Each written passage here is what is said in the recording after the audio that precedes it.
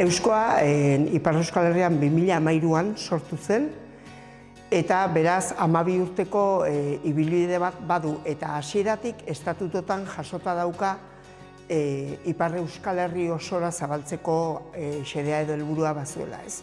Orduan, geroztik lanketa bat eginda, eta 2024an edo ja erabaki izan Hego Euskal Herrira zabaltzeko pausoa ematea, eta horretarako bi esperientzia piloto egitea. Bata Baztanen, Nafarroan, eta bigarren eremua esperientzia pilotorako Oarsoaldea eskualdea da.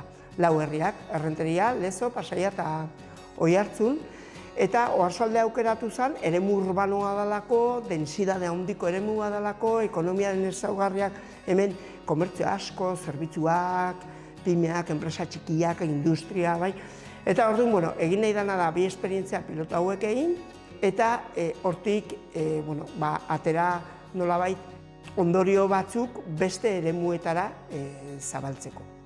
Euskoa da gaur egun Europan dagoen tokiko moneta osagarri garrantzitsuena. Gaur egun 4,3 milioi eusko daude zirkulazioan Ipar Euskal Herrian.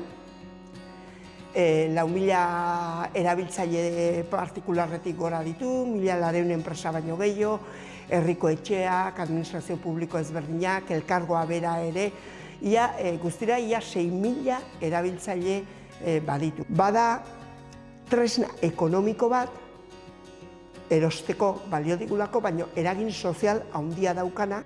Esperientzia piloto horietako bat Oarsoaldean egingo dugu, Oarsoaldean martxan jartzen ari gea, ze eredu euskoaren prozesua izan da ere, lurraldean bertan egokitutako prozesuak izan behar dute, beraz, Oarsoaldean planteatzen ari gana da, bertan eta bertatik egindako prozesu parte hartzaile bat egin behar degula, eta horretarako orantxe ari gea Oarsoaldeko batzordea sortzen. Dugu 2025 urte garrantzitsua izango da lan guzti horiek egin, aurre lan guzti horiek egin, eta 2026an euskoa bera aplikazio digitala edo dirutan, biletetan ere badago edo txartela edo martxan jartzeko. Eta proiektu honi buruz, gehiago jakin nahi baldin baduzue, aste honetako hitzan, erreportaje interesgarri eta mardula izango duzue, zehaztasun gehiagorekin. Beraz, irakurri eta hasi prestatzen euskoaren funtzionamendurako.